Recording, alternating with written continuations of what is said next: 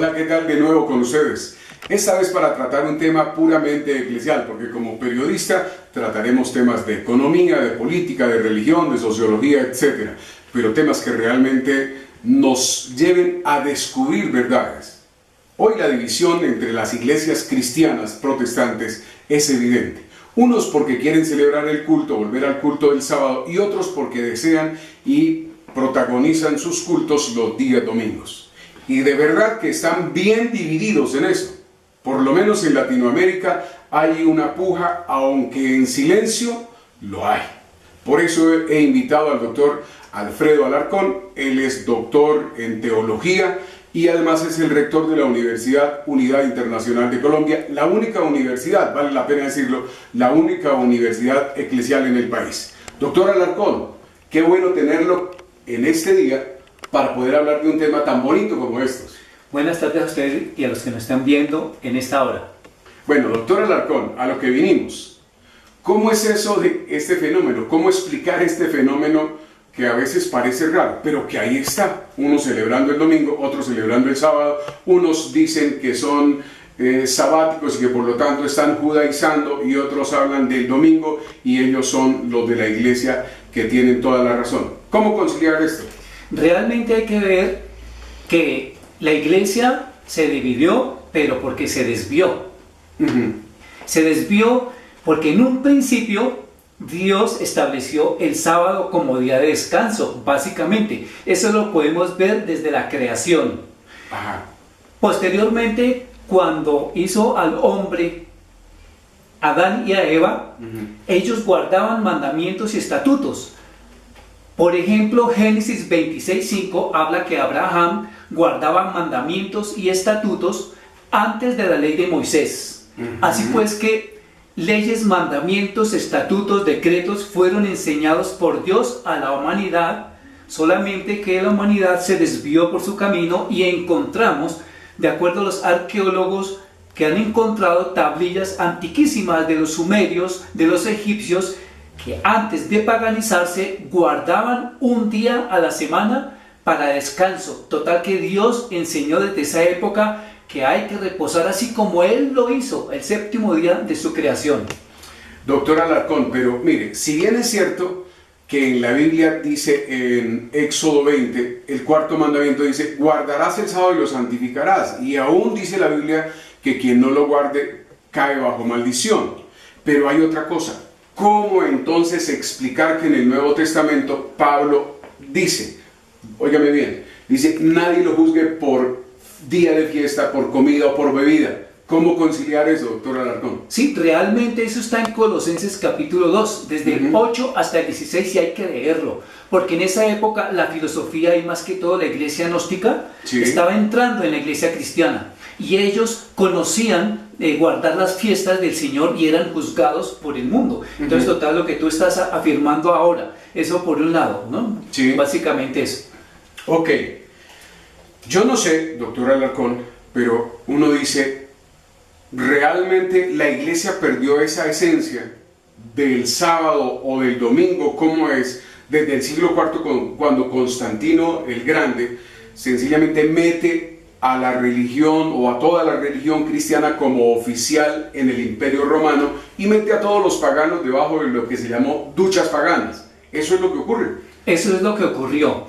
Y la iglesia católica pues siempre guardó el día domingo desde esa época. Sí. Fue establecido el día domingo. Pero la iglesia protestante o evangélica pues siguió la tradición de la iglesia católica, celebrar el día domingo como día de descanso. Y algo importante que debemos tener en cuenta, la iglesia católica y el señor Francisco, o llamado Papa Francisco, en fin, que es falso profeta, escúchelo usted, todo lo que él dice es falso profeta, no es porque tenga cosas contra la religión católica, no, pero él es falso profeta, y escúchelo todo lo que él habla acerca de Dios.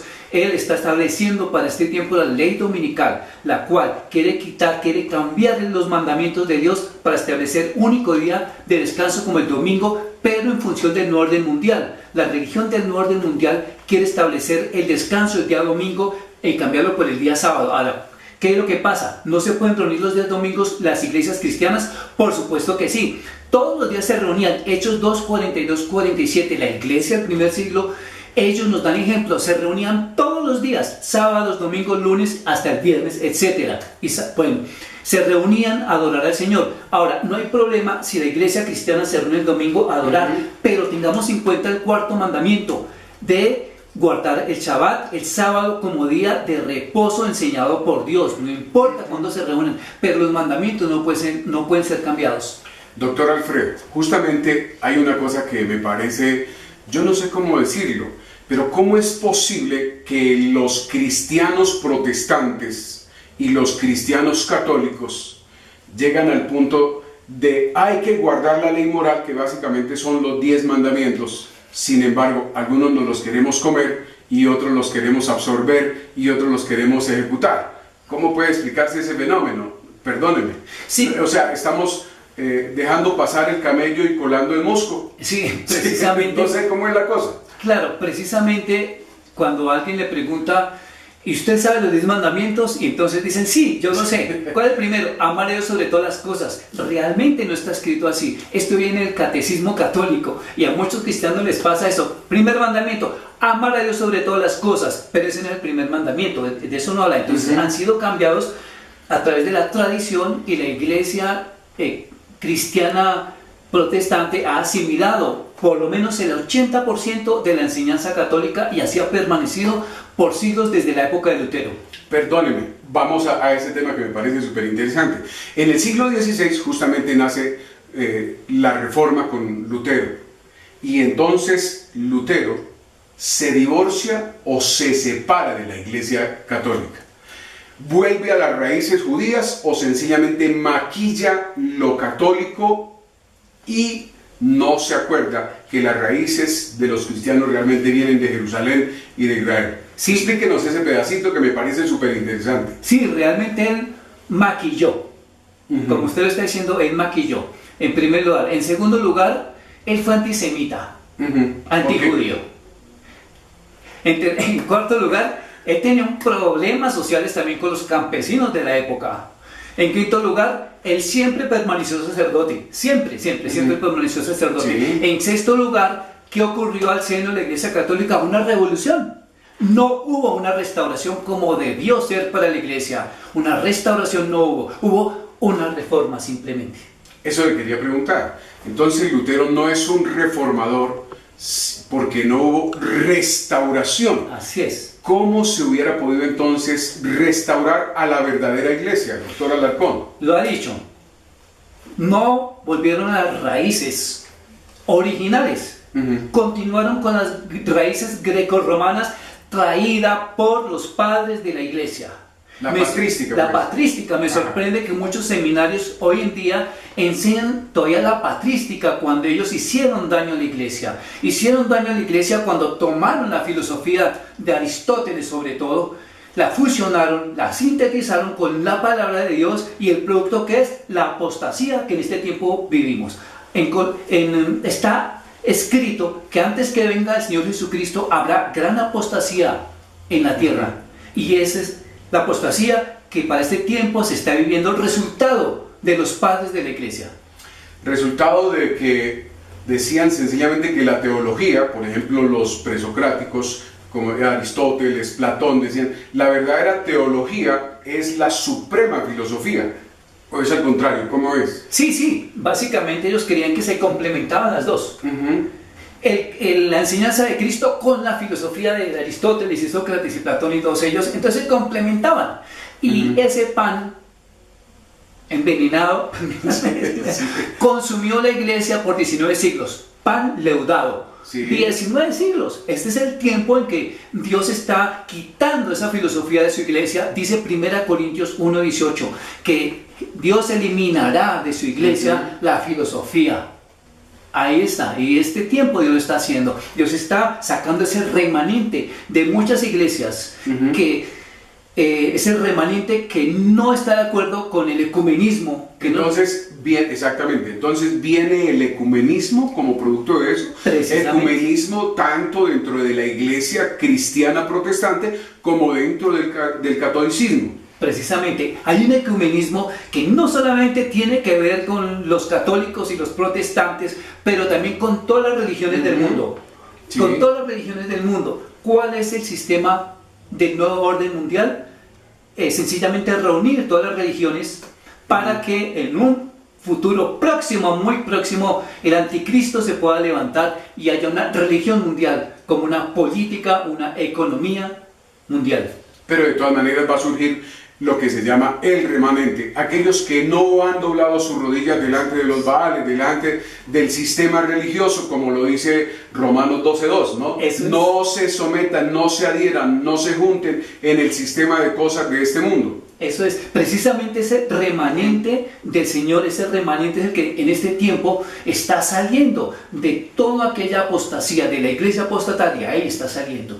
Los que no doblan sus rodillas ante el Baal. Finalmente, doctor Alarcón, ¿cómo entonces si la iglesia de fin de siglo, dice la Biblia, que tiene que ir o terminar sobre la doctrina de los apóstoles y profetas, es decir, sobre lo cual empezó la iglesia primigenia o la iglesia del primer siglo? Pero ¿cómo saber en medio de esta tanta autodenominación de profetas y de apóstoles y se hacen nombrar, pues no todos vamos a decir que se hacen nombrar, pero hay un proselitismo a veces en cuanto a profetas y en cuanto a apóstoles? ¿Cómo saber? ¿Cómo ver características? ¿Cómo establecer si es verdadero apóstol o es un profeta o sencillamente es un impostor? Bueno, Efesios 2:20 dice que la iglesia debe edificarse sobre lo que enseñaron los profetas del antiguo pacto y los apóstoles del nuevo pacto. Ahí debe edificarse la iglesia. Eso lo dice Efesios 2:20, lo enfatiza el apóstol Pablo. Eso en primer lugar. En segundo lugar, hoy en día hay mucho ministerio que es falso, autodenominado, apóstol, profeta, evangelista, etc. Hay mucho, pero realmente volver a las escrituras originales. Y esas escrituras originales es el camino antiguo. Tenemos que volver a las raíces hebreas, porque son 19 siglos de raíces grecorromanas que han desviado la iglesia. Grecorromanas católicas. Grecorromanas católicas. Okay. Hay que volver nuevamente a las raíces hebreas, son originales. Jesucristo mismo dijo que él era judío y que la salvación venía de ellos. Así es que no necesariamente tenemos que volvernos judíos, no, estamos hablando de eso, sino volver a las escrituras originales para que podamos ser edificados en lo que enseñaron los apóstoles y profetas, que todos ellos eran judíos.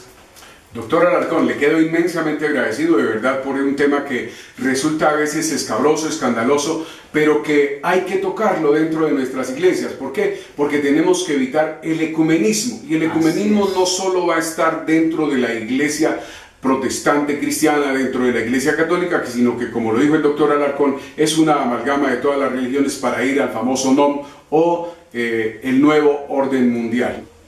Doctor Alarcón, le quedo inmensamente agradecido por estar de verdad en este programa. Le deseamos lo mejor y, por supuesto, el nuevo NOM o nuevo orden mundial, pues es lo que apunta al ecumenismo, a una sola religión, a una sola manera de gobernar, y que por supuesto temas como estos generan mucha opinión. Bendiciones para todos. Recuerden, la próxima vez un tema también muy controversial, de cualquier orden, pero estaremos con ustedes. ¡Feliz día!